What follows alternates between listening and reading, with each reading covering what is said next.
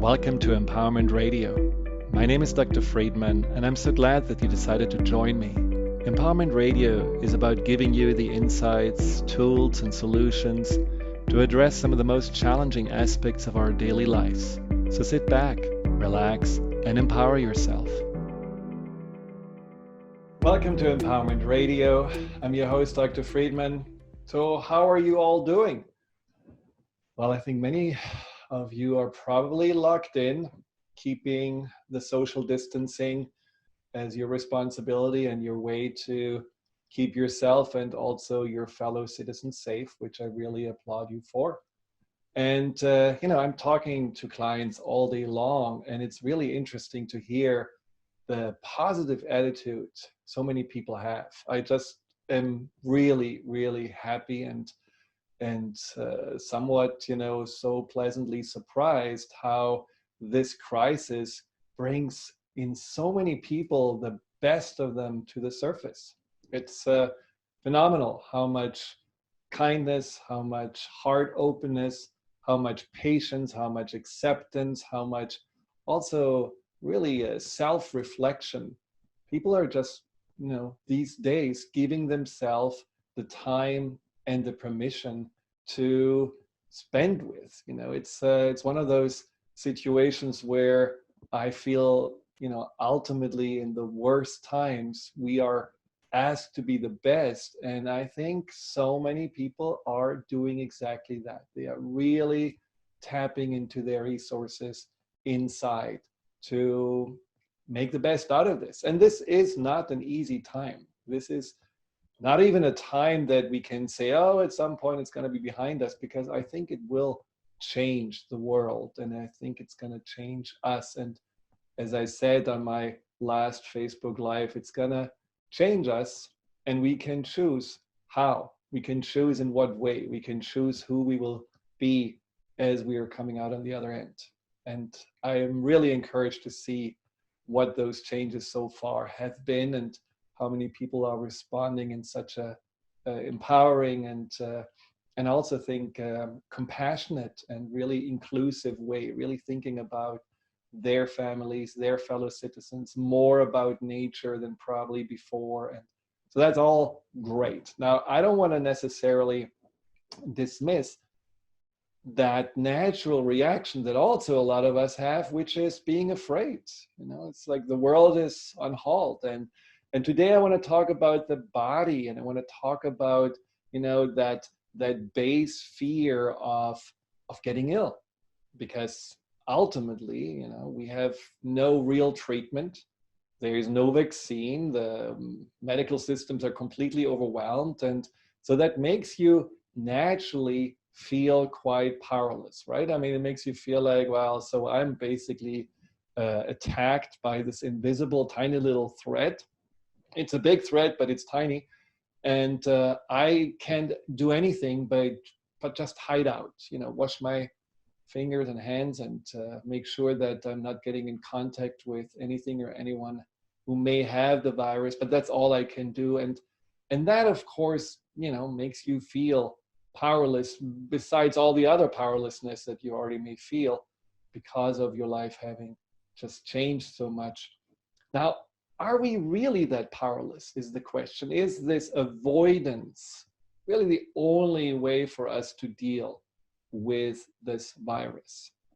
Now, I'm not saying that we can have power over everything in our lives. I think that got us in trouble in the first place when it comes to the environment, our ideas of being all potent and powerful. And if we were all potent and powerful all times, I certainly would have a different nose, to be honest. But the fact is that we are also not all powerless. We also have power inside of us. And when it comes to our body, there is definitely a lot of power that we sometimes just forget. And I'm talking about our innate immune defense, our innate system that keeps us healthy for most of our lives. Now, when I was a physician, I didn't really focus so much on this immune defense, I focused more on, well, human beings are flawed and they need doctors' help to be well. And that was something that on some level never really set well with me, because probably I grew up with a father who was also a physician and my mother was a physician, but both of them practiced more a holistic way of looking at patients. And my dad often quoted someone saying that the doctor prescribes, the body heals. So I did believe in that healing system of the body, but I didn't really know exactly how to use it better and how to stimulate it and activate it. Besides all the the physical approach we all know, which is get enough rest, drink enough water, take some vitamins like vitamin D, for example, vitamin E, make sure that you have other supplements in place. Garlic is a good thing, vitamin C is a good thing, spirulina is a good thing. So we know from that side, and there are many more things you can do physically, and that's all nice and good, but I didn't really understand that there's also another angle to stimulate the immune defense, and that is our mind. Now, one thing that always bothered me as a doctor was that when patients came to me, they kind of left their power at the door. I always had the feeling that, there was this, and maybe that's more German than anything else, but I had the feeling that they, trusted more in what I can do for them than what they can do for themselves. And I think it's a big imbalance. And right now, doctors cannot do a lot for us. So we have to really remember, we need to be ready, because chances are that 60% of people or more will get the virus. And we also know that in many cases, 80% or so, it's very mild, maybe more than that. But, what can we do to make it also mild in case we would catch it? How can we prepare ourselves, not only physically, but also mentally, emotionally, with the mind-body connection, to just have our body respond in the best possible way to a possible infection and just stay well throughout. Now, one of the things that we will do in this Empowerment Radio show today is go through a guided meditation. It's a healing meditation that really stimulates your immune system. So that's going to be at the last segment.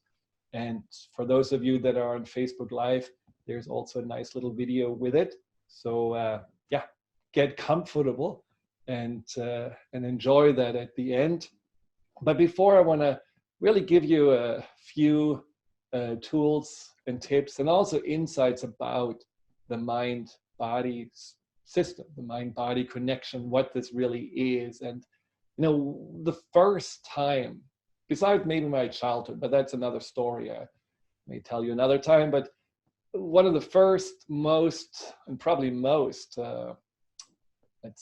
shocking ways I learned to know the mind-body connection was when I was in medical school. First year, I volunteered in a hospital. There was this nice farmer that came to the hospital with a broken leg, was never ill, never had broken a bone, and some really crazy oversight just made him slip and break his leg, and he was devastated. I mean, really devastated. And he was also very scared, and he said, I don't know that I can survive the surgery. And blue-eyed and not really knowing a lot, I said, no problem. It's a very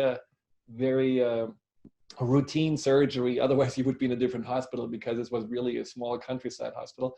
So don't worry about it. It's going to be fine. And like I hoped and said, yes, the surgery was easy. It was straightforward as planned. But the next day, the patient was dead. And it always stuck with me, if the fear that he had something to do with him just on some level giving up or his body shutting down. He didn't get an autopsy, so I don't know what really happened, but it was something that really made me feel like I wish the doctors and also myself would have been more with him to support him emotionally. And this is just something where the mind-body connection was, I believe, very strong in that regard, putting that patient into a stress response. And the stress response is not ideal when it comes to healing. And this is what many researchers have found. There was one at, I cannot pronounce her name, Kubasansky or something like this, at the Harvard Medical School. And she did research with over 6,000 people and just wanted to see how attitude and how people go through life, how that can potentially also through a long-term study, just observing them and their health history, how that can affect their health and well-being. And what she found is that a positive attitude, a sense of contentment, of hope, and in general optimism, really lowered that rate of heart disease, of inflammation, of cancer, in comparison to the people that were rather negative, that may have been more quote unquote realistic, but ultimately stressed and anxious. And for her, it was just a sign that, yeah, the mind definitely affects dramatically our way the body functions. And later on, people found clear mechanisms how the body is affecting every cell. Deepak Chopra in his quantum healing book says that ultimately the body is receiving from the brain these neurotransmitters that are released. And so every cell is affected by those neurotransmitters, not only the cells in our nervous system, but what we think, what we feel, what we believe is really translated into all aspects of our body. And so every cell is ultimately listening in to our thoughts and our emotions and is affected by this. And this is not only, something that is about, that's what we all know. For example, you're stressed and you're going to get a pain in the neck, or you have a stomach upset because, something is really hard for you to digest, or you have maybe, a sense of chest pain, even though it's not really anything like a heart attack or so, but that the anxiety that you had really pushed on your chest. So we all had these experiences how our emotions can affect the body.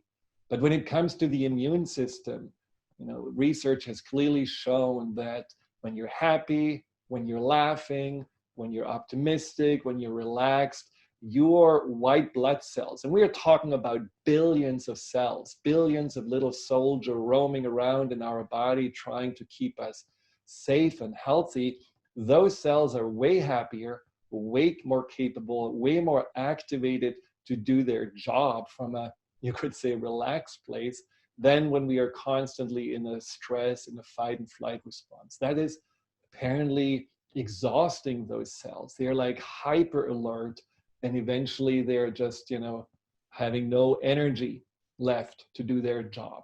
So that's in a nutshell how you can see the mind-body reaction to stress or to relaxation. So when we come back, we'll talk more about specific steps you can take to boost your immune system using your mind-body connection. Stay tuned, we'll be right back. Hi, Dr. Friedemann here. Thank you for tuning into my YouTube channel. If you're interested in learning more about fear and anxiety, here you'll find guided meditations, webinars, and interviews with some of the most renowned experts in the field of empowerment. Delve into the over 230 videos and more to come every week.